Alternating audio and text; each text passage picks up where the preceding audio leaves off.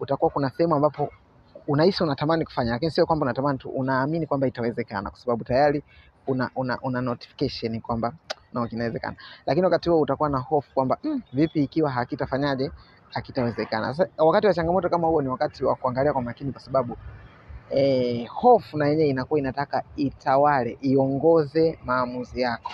Sawa? Maamuzi ya kutokupata hasara, maamuzi ya kutokuachwa, maamuzi ya hivyo. Yani hofu inaanza kama vile inakuhurumia, inakulinda. Lakini ukweli wa mambo ni kwamba hiyo ndio kizuizi chenyewe. Okay, kwa maneno mengine ni kwamba bora tukaenda tukiwa tunamwamini Mungu kuliko tukabaki tukiwa hatuna matumaini. Iko hivi, wale wakoma ninaamini ni Mungu alikuwa ameweka mzigo ndani yao kwamba waende wakapate chakula, sawa, kwenye jeshi la Washami.